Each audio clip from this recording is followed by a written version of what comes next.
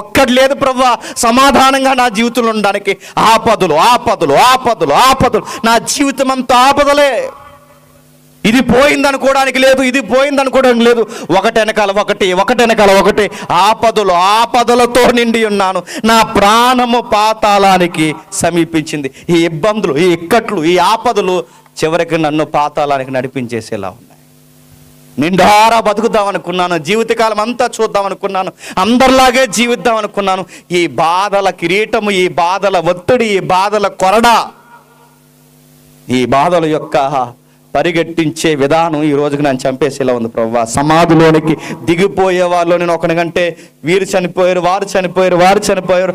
మా ఊర్లో చాలామంది చనిపోయారు. నాకు అర్థమవుతుంది ఇక నెక్స్ట్ చనిపోయేది ఎవడరా అంటే నేనే అన్నట్టుంది ప్రభువా. ఎవరో బాధపడుతున్నాడండి అక్కడ వ్యక్తి. ఇక తర్వాత చనిపోయేది ఎవరంటే సమాధిలోనికి దిగువారిలో నేను ఒక్కనిగా అంటే ఇక నేనే తర్వాత చనిపోయేవాడిని నేనే. త్రాణ లేని వాళ్ళనే అయిపోతుంది. చచ్చిన వారిలో ఎవరైనా విడవబడితే సమాధిలో పడి ఉన్న అతును వలె ఉంటుంది. అంటే శవంలా ఉంది నా జీవితం.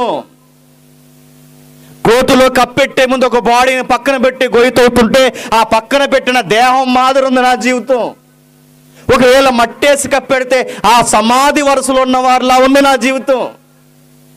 ఒకటి కాదు, రెండు కాదు, ఆపదల మీద ఆపదలు. ఇంకా ఎంతకాలం నేను సమాధిలో పడిపోయిన అతుని వలె అయిపోతున్నాయి.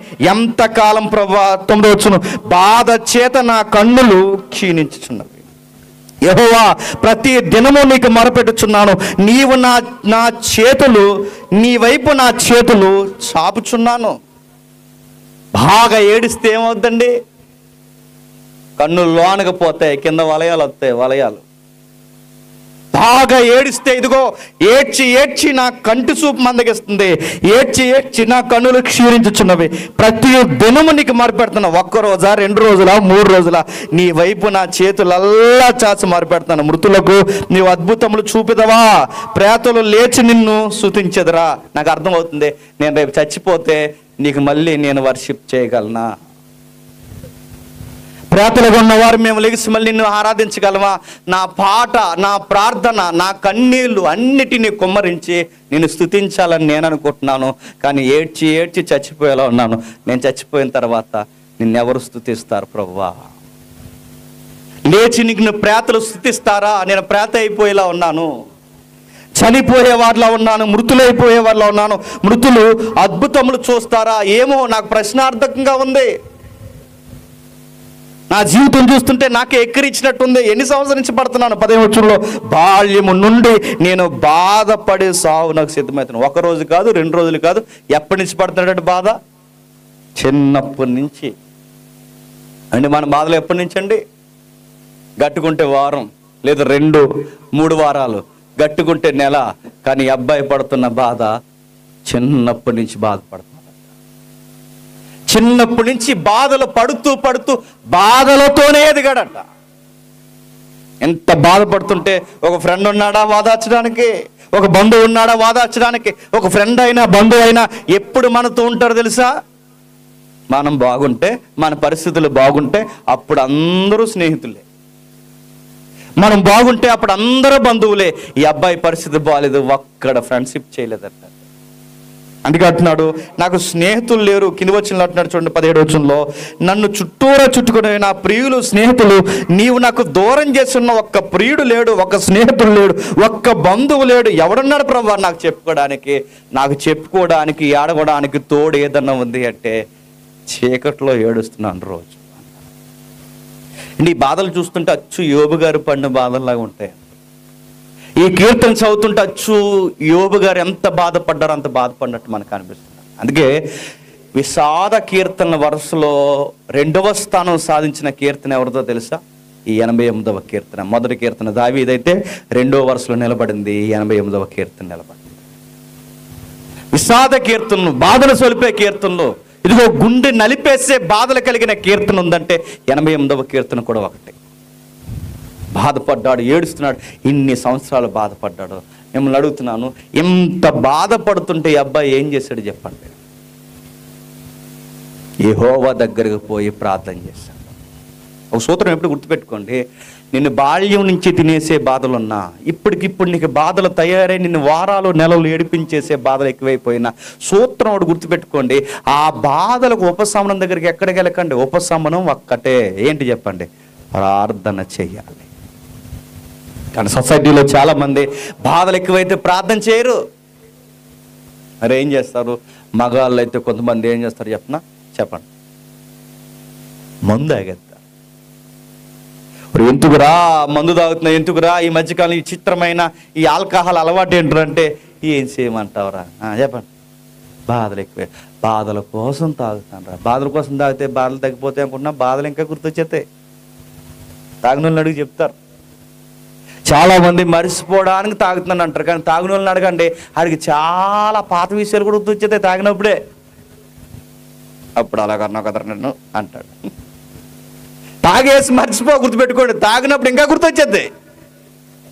కొంతమంది మగాళ్ళు ఏం చేస్తారంటే తాగి మర్చిపోదాం అనుకుంటారు. కొంతమంది ఏం చేస్తారంటే చెన్నీళ్ళు పెట్టాడట, చెన్నీళ్ళు ఏరా అంటే ఇంట్లో బాధలు ఎక్కువైపోయినాయి అంటే, అందుకంట చెప్పండి, ఆ ఇంట్లోకి వెళ్ళి బాధలు తీసుకుంటాడు. నేను అడుగుతున్నాను, కొత్త బాధలు రెడీ చేసుకుంటున్నావు అయ్యా? ఈ విషయం కానీ పెద్దింటికి తెలిసిందో చెప్పండి, ఇంకో కొత్త బాధ. ఆ విషయం కానీ చిన్నింటికి తెలిసిందో ఇంకో కొత్త బాధ. ఇద్దరు ఒకేసారి మాట్లాడేసుకున్నారో అసలు బాధ. తర్వాత నేను నిలబెట్టేశారో. ఇప్పుడు మామూలుగానే ప్రతి గవర్నమెంట్ ఏమంటారు చెప్పండి, ఫ్రీ కాల్స్ వాళ్ళకి. ఇదిగో నా దగ్గరికి వచ్చి గొడవాడి ఈ మధ్యకాలంలో మీరు చూస్తున్నారు లేదో, మగాళ్ళు బాగా వినాలి, ఈ మాటని అనొచ్చు లేదో లైవ్లో మళ్ళీ చెప్తున్నాను. ఒకవేళ ఇది తప్పు అయితే క్షమించండి, అయినా తప్పదు చెప్తున్నాను. నువ్వు నష్టపోయేవనడానికి సెక్షన్ లేవు, గుర్తుపెట్టుకో. వాళ్ళు నష్టపోయారనడానికి సెక్షన్స్ ఉన్నాయి, ఎవరన్నా అడగండి. నిన్ను తీసుకెళ్ళిపోవడానికి ఒక ఎవిడెన్స్ అవసరం లేదు, గుర్తుపెట్టుకో. వాళ్ళని తీసుకెళ్ళడానికి అసలు చట్టాలే లేవు. చెన్నెళ్ళు ఉందట, చెన్నెల్లి. ఆ చెన్నెళ్ళకి పోయి ఉపశమనం చేస్తాడట. చెడు పనులు చేస్తే ఉపశమనం వస్తుందా? గిల్ట్ స్టార్ట్ అవుతుంది. తప్పుడు పని చేస్తావు, నీకు అర్థమవుద్ది. తట్టుకోలేక చివరికి భార్యను మోసం చేస్తున్నావు, బిడ్డలను మోసం చేస్తున్నావు, నాన్న మోసం చేస్తున్నావు, అమ్మని మోసం చేస్తున్నావు. ఈ యొక్క అపరాధ భావం నేను తినేస్తే చివరికి అక్కడ ఉండలేక ఎక్కడ ఉండలేక సూసైడ్ చేసుకుని చేస్తావు. తాగి బాధలు తెచ్చుకుందామని ఒకడు, తిరిగి బాధలు తెచ్చుకుందామని ఒకడు. మరికొంతమంది ఉంటారు. మా ఫ్రెండ్ ఒకడు ఉండేవాడు, ఆడికి బాధ ఎత్తే 2 బిర్యానీలు చెప్పేవాడు. 2 బిర్యానీలు, అరే వాళ్ళు 2 రా అని. బాధ వేస్తే కొంతమంది ఎక్కువ తినేస్తారట, అదో రకమైన ఉపశమనం. అంటే ఎక్కువ తినేస్తే బాధ తగ్గిపోద్దా, బాధ ఎక్కువైపోద్దా చెప్పండి? బాధ ఎక్కువ. ఆడు గూపిరాడు దగ్గర తినేసి ఎత్తుకురాదు అంతంటే బాధ ఎక్కువ ఉందిరా, ఇంకో బిర్యానీ చెప్పండి అనేవాడు. బాధ ఎక్కువైతే తినేది ఒకటంటే ఉపశమనం. మనుషులు పిచ్చి పనులు చూడండి. ఒకడేమో వ్యభిచారం చేసి బాధ తెచ్చుకుందాం అనుకుంటున్నాడు, ఒకడు తాగి బాధను తీసేసుకుందాం అనుకుంటున్నాడు, మరొకడేమో తినేసి బాధను తెచ్చుకుందాం అనుకుంటున్నారు. మరికొంతమంది ఉంటారు చేతగాని వాళ్ళు, ఏం చేస్తారు తెలుసా? ఏ ఫ్యానో నుయ్యో గొయ్యో ఏ కిరోసినో పెట్రోల్ పోసుకుని ఇంకా ఈ బాధలు మేము భరించలేమని తగలెట్టుకుంటారు. చచ్చిపోతే బాధలు పోతాయా? చనిపోతే బాధలు పోతాయా? ఉరి పోసుకోవడానికి ఏమన్నా అంటే ఇప్పుడు కరేపాకు కోసం కూడా వద్ద చాలండి, వెంటనే ఫ్యాన్ అయిపోయి చూస్తున్నారు. కరేపాకు కోసం ఇంకేం అనకూడదు ఇక సంసారంలో. మన అమ్మమ్మలు మన పెద్దమ్మలు అలాగే చేశారా కాపురం? మన అమ్మమ్మలు మన పెద్దమ్మలు కాపురాలు అలాగే జరిగించారా? ఈరోజు చిన్న విషయానికి ఏమనంటే చాలు టక్కమని వీడియో కాల్ చేసేద్దాం అమ్మకి. ఇంకో ఇవాళ మీ అల్లుడి గారు కరేపాకు తేలేదు తెలుసా, కరేపాకు కోసం గొడవ పెట్టడానికి నేను చచ్చిపోతున్నాను, ఇంకెవరు నన్ను ఎతక్కండి, టక్కమని డోర్ వేసేస్తాను. కరేపాకు కోసం చచ్చిపోతారు. కాపురం తెలుసా పెద్దమ్మ? కరేపాకు కోసం చనిపోతున్నారు, పప్పుల కోసం చనిపోతున్నారు, గ్యాస్ కోసం చనిపోతున్నారు గొడవ పెట్టుకుని. ఊరేసుకోవడం సరదా అనుకుంటున్నారా? డిపార్ట్మెంట్లో ఉన్నాను చెప్తున్నాను, ఊరేసుకోవడం సరదా అనుకుంటున్నారా? ఊరేసుకుంటే మళ్ళీ చెప్తున్నాను, ఊరు పోసుకుంటే ఇది 2 ఏకమైతే కానీ నీ కళ్ళల్లోకి సావురాదు, గుర్తుపెట్టుకో. అంత ఘోరంగా ఉంటుంది, ఉరుతాడు. మెడికల్ సైన్స్ ఉన్నవారు, ఎవరైనా నర్సింగ్ డిపార్ట్మెంట్ ఉన్నవారు, ఈ మెడికల్ తెలిసిన వారు ఎవరైనా ఉంటే అడగండి, డాక్టర్లు ఎవరైనా ఉంటే అడగండి. ఉరేసుకుని చనిపోయే చావు ఎలా ఉంటుందో తెలుసా? యూరిన్ రిలీజ్ అవుద్ది, మలం రిలీజ్ అవుద్ది, నాలుగు అడ్డకరుస్తావు, పెదాలు కరికేస్తాయి, ఈ నరాలని నొక్కేస్తాయి, ఈ సంఖ్యలు పక్కకు పోతాయి. అప్పుడు కానీ నువ్వు కోరుకున్న సావరాదు. అప్పుడు అనిపిస్తుంది ఈ బాధ కన్నా ఆ బాధ బెటర్, దింపేయండి అని. దిగవు, ఇంకా బిగిసిపోద్ది, దిగలేవు. నువ్వు బాధకి బాధ ఉపశమనం అనుకుంటున్నావు, ఇంకా భయంకరమైన బాధ అది. కిరోసిన్ పోసుకోవడం, ఏదో ఒకటి తాగి చావడం, పోసుకుని కాల్చుకున్న వాళ్ళని అడగండి, 70%, 60%, 40% కాలిపోయిన వాళ్ళ పరిస్థితి అడగండి ఎలా ఉందో. సగం కాలిపోతారో వాళ్ళ పరిస్థితి ఎంత ఘోరంగా ఉంటుందో. దాహం అంటుందో, నీళ్ళు ఎవరు డాక్టర్లో. వాసన వస్తుంటుంది ఆ రూమ్ అంతా, కాలిపోయిన వాళ్ళు ఆ రూమ్స్కి వెళ్ళండి, ఆ గవర్నమెంట్ హాస్పిటల్లో వాసన వస్తుంది. ఆ వాసనకు తట్టుకోలేరు, చర్మం కాలిపోయిన వాసన. ఆవేశం వచ్చేస్తుంటుంది, తట్టుకోలేకపోతుంటారు. ఫ్యాన్ అయ్యొద్దంటుంటారు, చలి తట్టుకోలేరు, ఉక్క తట్టుకోలేరు, ఎండ తట్టుకోలేరు. చివరికి ఊపిరాడక అడుగుతుంటారు డాక్టర్ గారు, నేను తట్టుకోలేకపోతున్నాను, నన్ను చంపేయండి, నేను తట్టుకోలేకపోతున్నాను, నన్ను చంపేయండి. ఏడ్చి అరిసి చచ్చిపోతారు. ఇలాగో కుర్రగాడు ఎక్కువైపోయి ఆ పిల్లని ఎవరినో ప్రేమించాడట. ఇదో పెద్ద బాధ ఇడికి ప్రపంచంలో. ప్రేమించాడు, ఒప్పుకోలేదట, వాళ్ళు ఒప్పుకోలేదు, వీళ్ళు ఒప్పుకోలేదట, ఈ బాధను తట్టుకోలేకపోయాడట. అంతకేం చేశాడట, పురుగుల మందు తాగాడట. అది పురుగుకి నువ్వెందుకు తాగో? నువ్వు చీడ పురుగులా తాగేసావు. అది తాగేశాడు, ఆ పురుగుల మందు తాగేశాడు. ఆ తాగేసిన తర్వాత తక్కువ తాగాడా, మళ్ళీ తాగేవాళ్ళు కుదిరింగా తాగకుండా ఈ మధ్యకాలంలో మళ్ళీ వీడియో కాల్లో ఒకటి, ఆ వీడియో మళ్ళీ అప్లోడ్ చేస్తున్నారు. ఫ్రెండ్స్ ఇంకా నన్ను ఎతక్కండి, ఫ్రెండ్స్ ఇంకా నా కోసం, ఫ్రెండ్స్ ఇంక వెళ్ళిపోతున్నాను. ఎక్కడికి వెళ్ళిపోతారా? ఎక్కడికి వెళ్ళిపోతున్నాను అని అడుగుతున్నాను. ఏమన్నా బెంగళూరు వెళ్తున్నావు అనుకుంటున్నావా? ఫ్రెండ్స్ ఇంక నన్ను ఎతక్కండి. ఈ పాడు లోకంలో ఉండలేకపోతున్నాను, పాపం ఈ పుణ్యాత్ముడు పాడు లోకంలో ఉండలేకపోతున్నాడు. ఫ్రెండ్స్ నన్ను ఎతక్కండి. తాగేశాడు, ఆ తాగేసినాడు. ఆ వీడియో కాల్ ఎప్పుడైతే ఆ వీడియోలో ఆడు సోషల్ మీడియా వీడియో ఇచ్చారో పట్టుకున్నారు, తీసుకెళ్లారు, హాస్పిటల్లో కక్కించారు. పూర్తిగా రాలేదు, ఎందుకంటే ఆడు తాగింది పురుగుల మందే కాదు, గడ్డి మందు తాగాడు. అప్పుడు అర్థమైంది, లోపల పేగులు చూస్తుండగా తినేస్తున్నాయి, ఆవిరైపోతుంది. జీవితం వాడికి అర్థం అవుతుంది.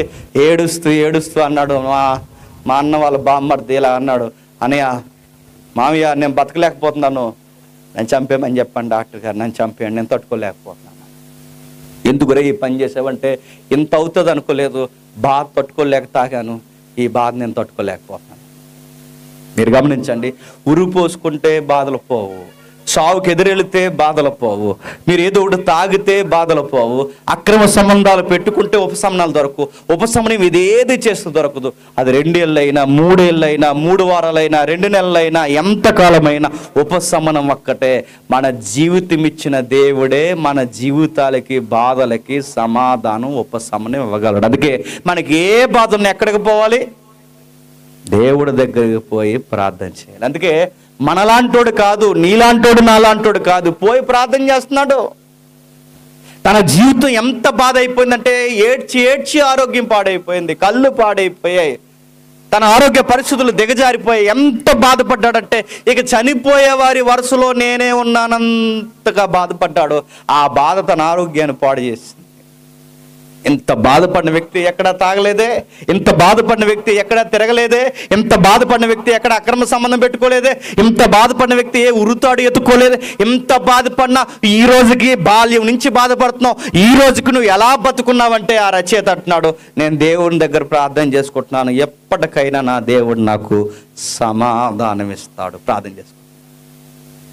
నీకు మనందరికీ చెప్తున్నాను, ఏ బాధ అయినా ఏ ఇబ్బంది అయినా మన బాధ ఉండేది 1 నెల 2 నెలల్లో ఉంటుంది, కానీ సంవత్సరాల జీవితం అంతా ఏడుస్తున్నవాడు ఉపశమనం కొరకు దేవుడి దగ్గర ఏడుస్తున్నాడంటే ఇతని బాధల ముందు మన బాధలే.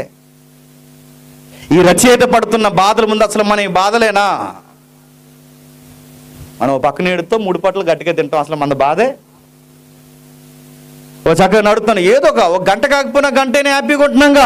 అసలు జీవితంలో ఎప్పుడు హ్యాపీ లేదు. నీకు ఏడిస్తే పక్కన ఎవడొకడు గాలోడు ఉంటాడు, ఎడకరా బావా అనడానికి.